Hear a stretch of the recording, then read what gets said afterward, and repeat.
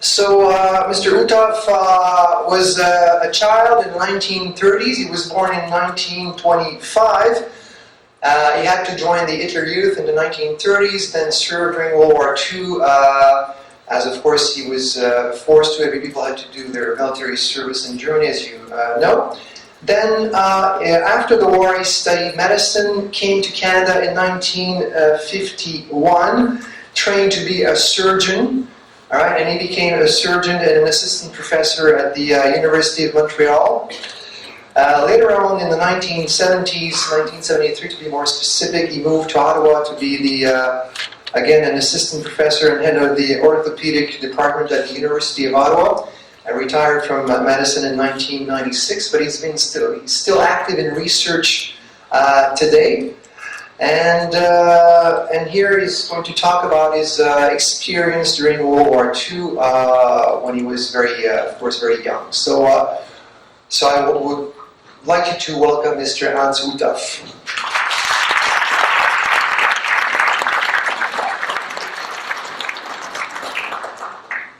Good morning. Je voudrais remercier M. Bastier de m'avoir invité, and I would like also to thank the authorities of Dawson College to have extended this invitation.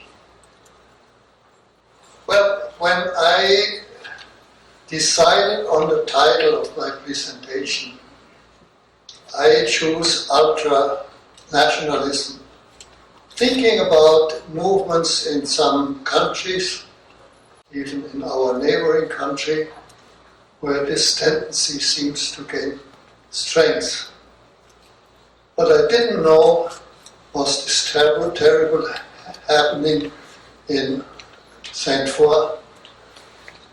And when I talked to friends, I learned that in 1932 there was a movement in Quebec, ultranationalisme catholique.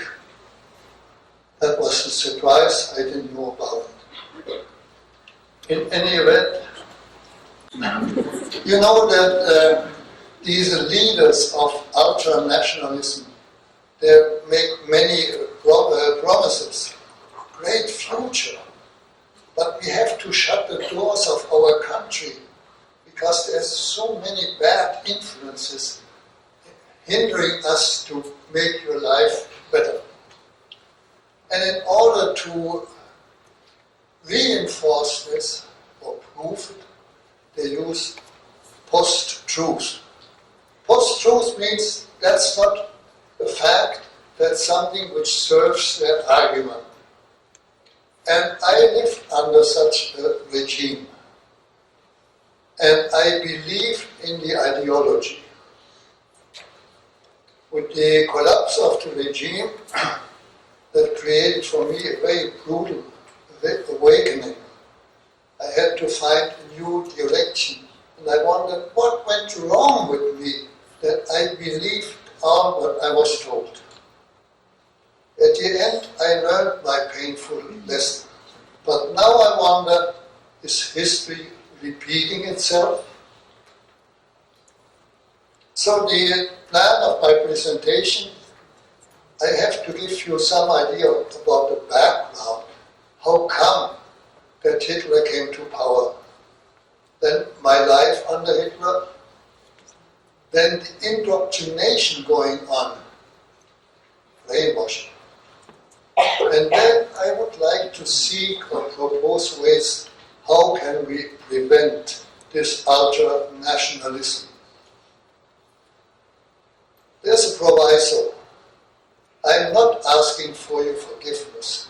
I'm not going down mea culpa. I have to live my past, and nobody can help me in that except myself. So, the World War I ended in 1918. Germany lost. And following this defeat, there was an inflation. The money value increased faster than the presses could bring out new banknotes. Once they had brought this under control, came the depression. Depression also happened in Canada. was high unemployment. And this high unemployment creates a popular discontent. And every time, if there's a popular discontent, the leaders of ultranationalism use this to advance their point. So Hitler came at that moment to power in 1933. He promised to restore the glory of the fatherland after this shameful Treaty of Versailles.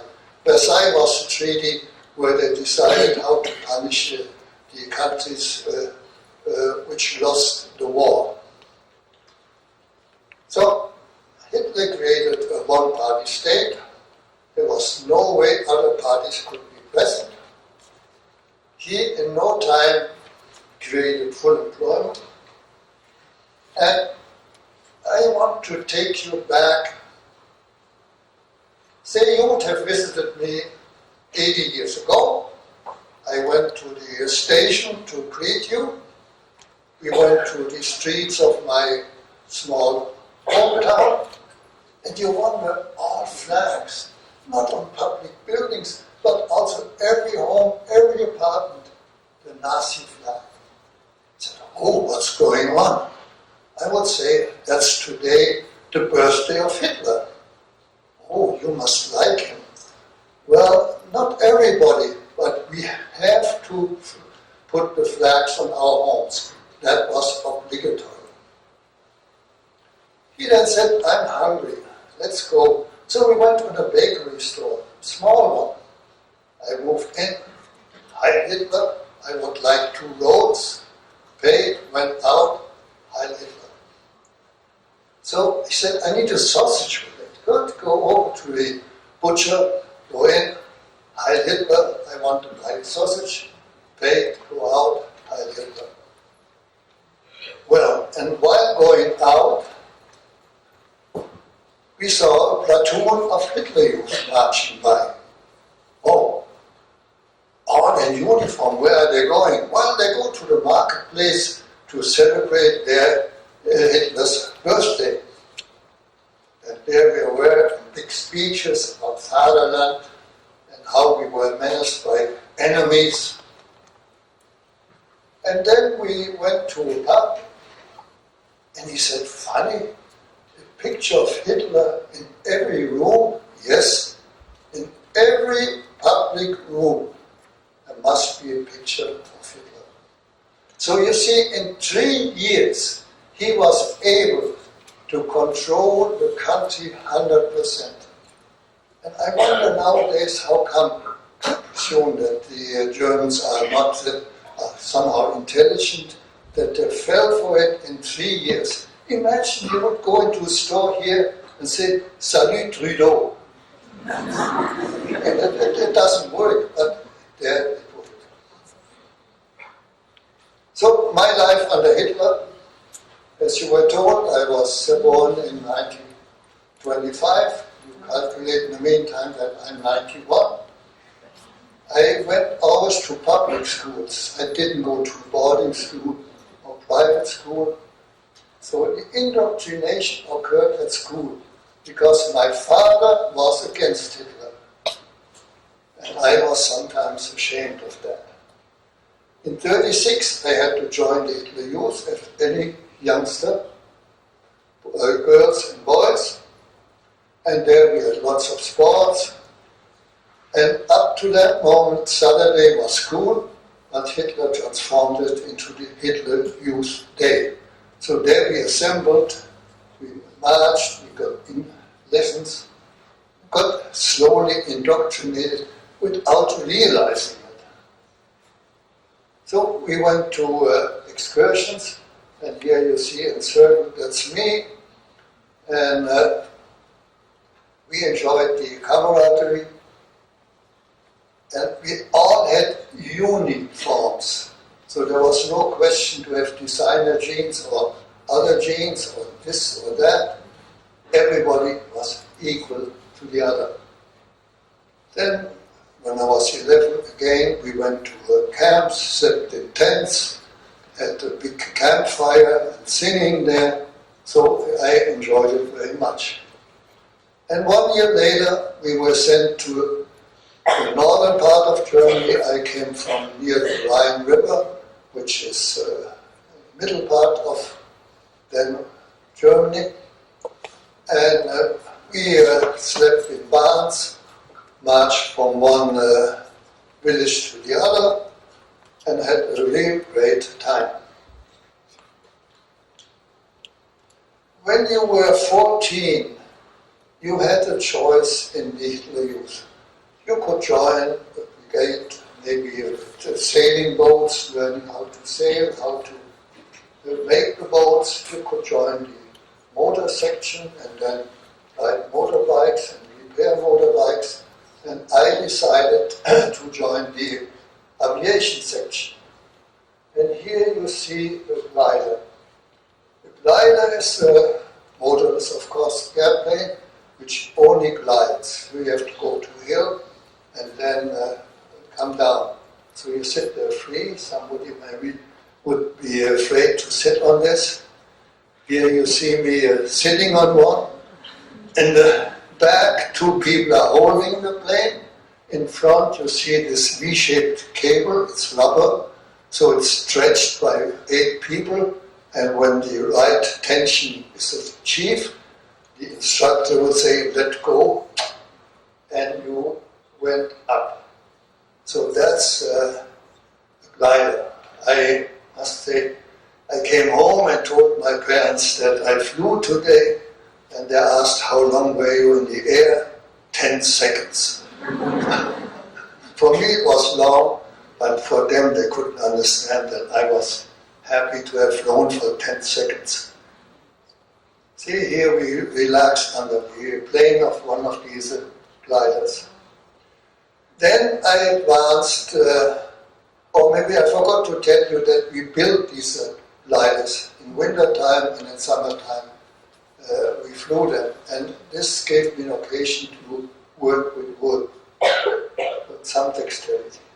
Then I became advanced, went to a sailplane. A sailplane can go up with the winds against the hill or with some warm air going up, so you can stay for an hour or however up in the air, and you are brought up to a certain height with a motor plane, pulled you up, and then let go and sail. And the only noise you have is this noise going over your wings there.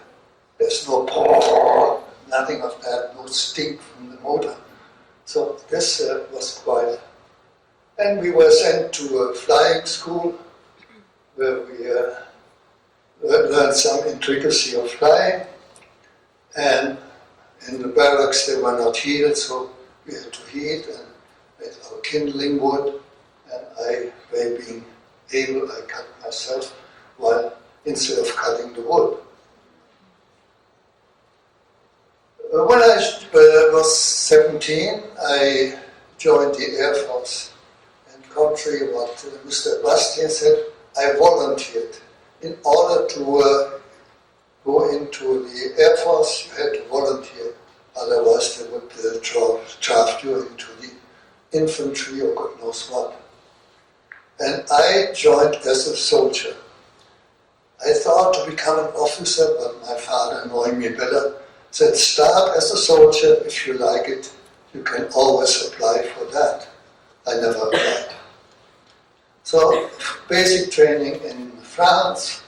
Then I was sent to a flying school, and when we had no more petrol, I was transferred to an airborne division and flown into a city on the eastern side of Germany, and the city was totally surrounded by Russians. I got wounded there, and luckily enough, I was put back on a plane and left this, what they call a fortress. Fortress, you think it's a big thing surrounded by a wall, but no, that was an open city, and they declared it fortress. It was not a fortress. Anyway, I came out, went to a hospital to get proper care, and then just 3 days before the end of the war, I became prisoner of war, fortunately, by a British unit and not by the Russians. Here you see me during my duties in France. I remember when my captain said, "We are transferred to Cognac." I was smiling and said, "You make a joke, Cognac is a drink." But I didn't know that Cognac is a city. So the rations we received were not too generous. So we used these cigarettes. We got 6 cigarettes a day, and we bartered this in Jarnac, small plates close to Cognac, for cheese and bread. So that was a welcome addition to our diet. And here we sit in the Chateau Cressé. Chateau Cressé still belongs to the Martels, big Cognac company. Here you see, at your age, I got advanced soldier, first class, so I had 2 wings now. But this nice uniform didn't last long, and here you see me after I got wounded in the garden of the so-called hospital, which was a theater room, flat, on the stage, the beds for the officers, and down the stage for the soldiers. I told you briefly that my father was against Hitler, but I was for Hitler. I performed the Hitler salute. In fact, I was ashamed of my father. He never raised his hand. He lifted his hat when he saw a lady. And discussions at home, he tried to tell me that Hitler was a very bad choice, that what he wanted to do was wrong. But I knew better. Like some discussions you have maybe at home with your parents where you think you're smarter than your parents, to realize later you are not really. Well, as you know, in 1945 the war ended, and then you have to sit down and say, what happened? For what did I fight? For fatherland. What's fatherland? It's very difficult to say I fought and was ready to die for a phantom, for a myth. That took not one day, it took maybe 2 years. So as I said, my father was against Hitler. He never performed the Hitler salute. And I told you that in every room of a restaurant or pub was a picture of Hitler. And my father played cards with friends once a week. And at the end, they paraded before the picture of Hitler and spat on it. And the lady cleaning the room the next day, every Wednesday she had to clean the glass. So finally she reported this group to the secret police, and my father got interrogated, but nothing happened, unfortunately.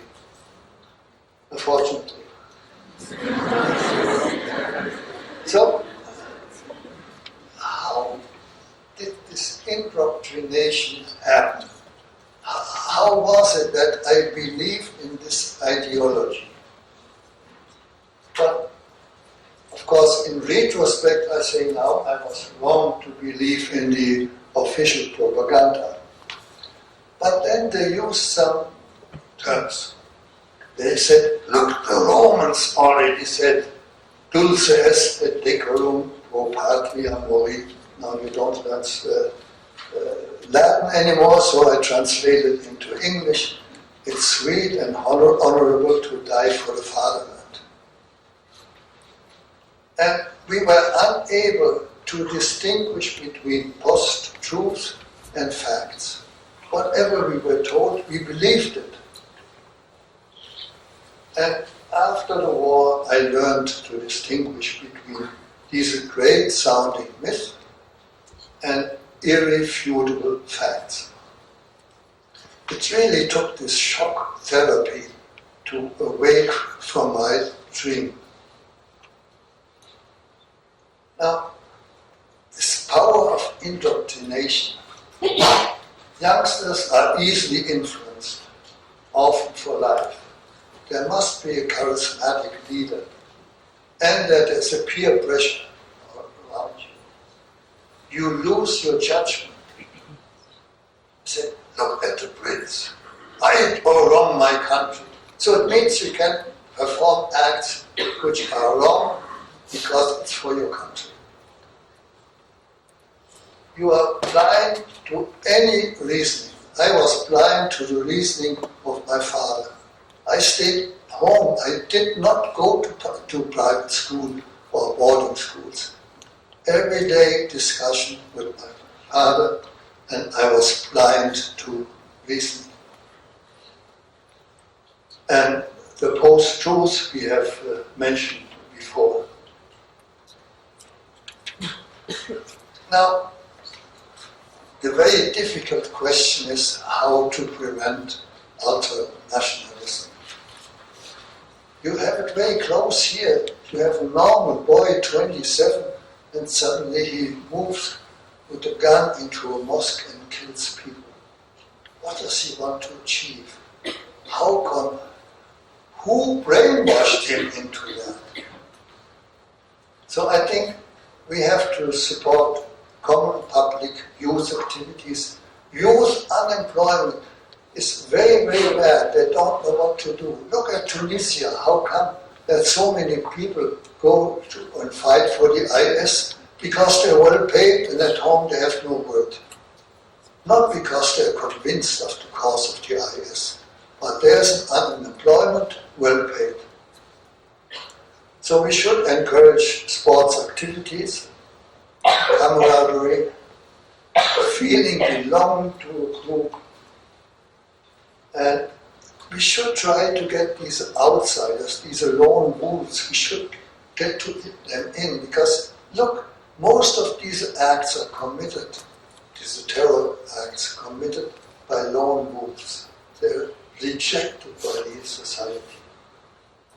And I feel we should really, or our government should do the most to get our youth employed.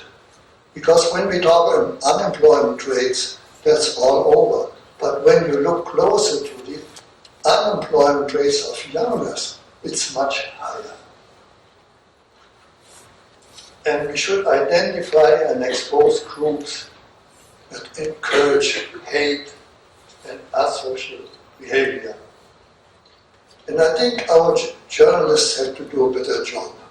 When they're confronted with post-truth, they should say and should present to us the real fact.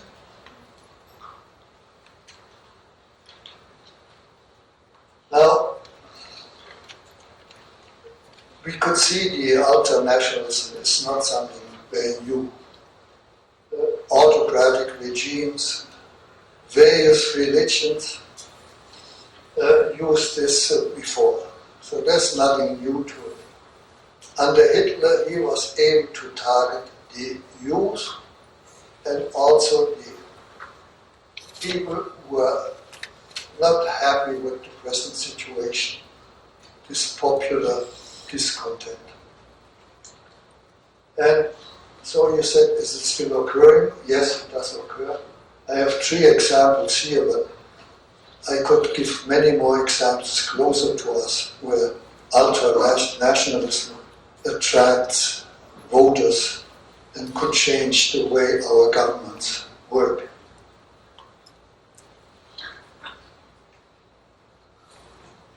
I have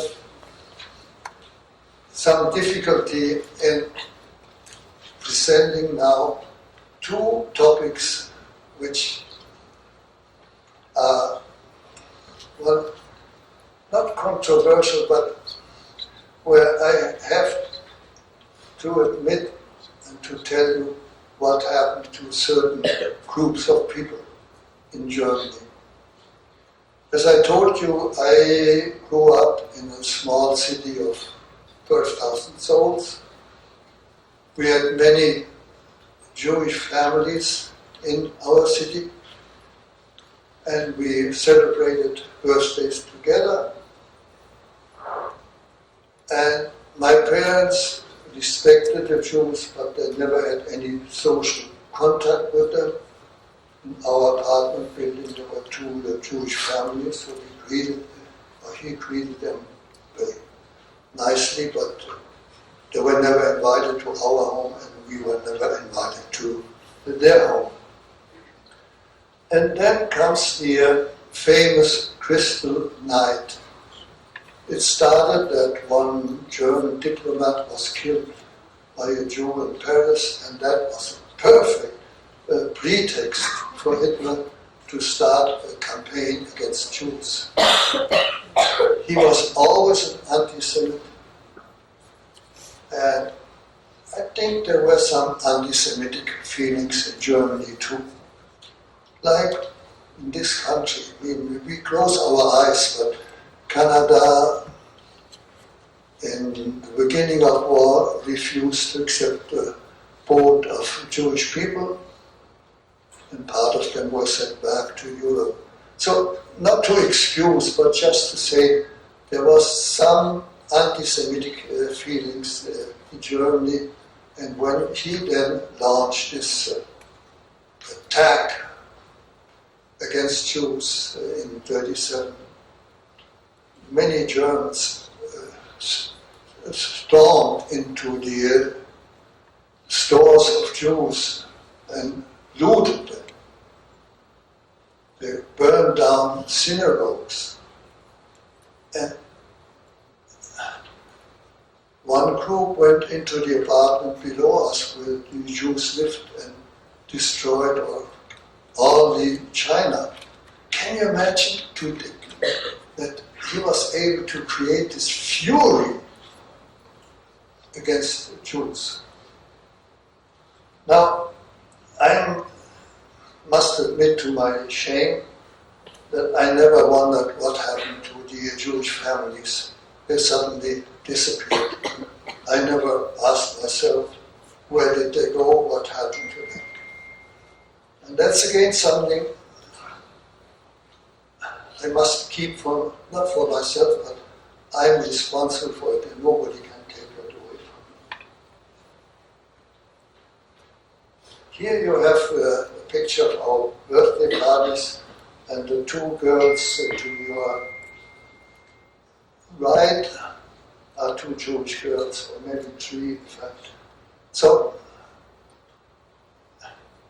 there was first this neighborhood feeling and suddenly this fury against the Jews. So, and it was not only this fury against Jews, but also against other groups. Under Hitler, they burned books which were un-German. And when you go to the Chagall exhibit here in Montreal, you learn that artwork by Chagall was also destroyed publicly by the Nazi regime. No tolerance for other groups, gypsies, Slavs, they were all of an inferior race. I was told I'm part of the Germanic race. And then they showed pictures of girls and boys with blonde hairs and blue eyes.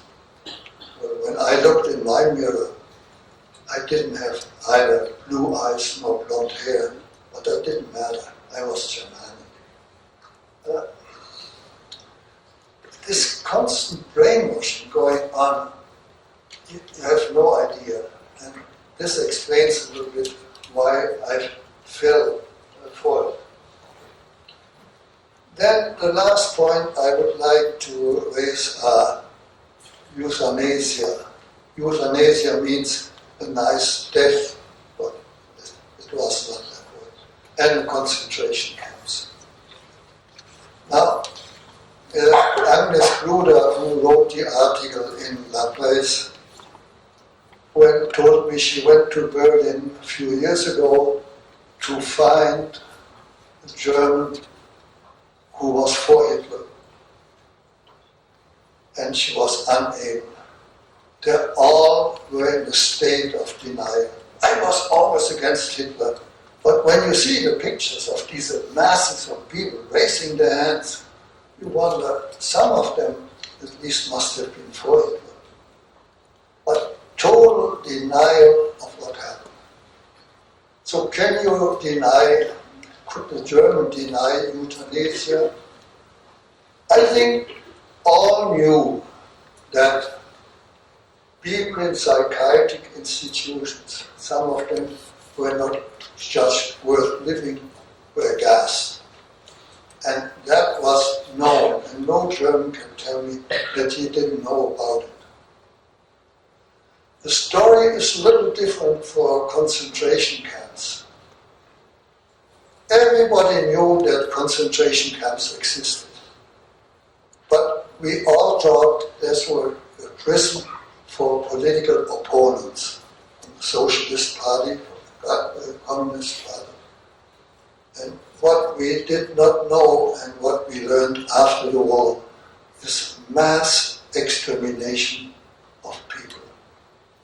And this is unbelievable for a nation of thinkers.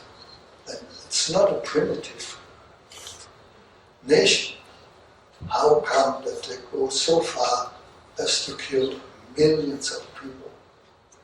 It's something still inside me. So when people said, "Are you a proud German?" Well, then I was proud, but now I'm not too proud of what happened in these days under Hitler. So my conclusions to you: beware of these populistic ideologies. You see it around you every day.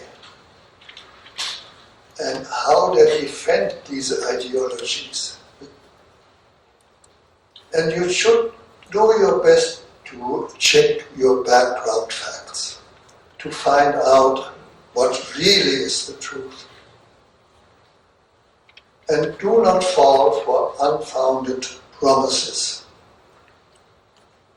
Would you think that protectionism would really improve the lot of poor people? No, they have to pay more for whatever. And the taxes Mr. Trump promised is a tax decrease for the middle class and the rich, but not for the poor. And as you could see, the ultra-nationalistic views are a slippery slope away from critical thinking. You go to a college to learn critical thinking, and you should not fall for these ideologies. And you should stand up for universal values. Now, before ending, I would like to acknowledge the help of my colleague and friend, Dr. Guy Trudel, who helped me to assemble my show. And thank you very much.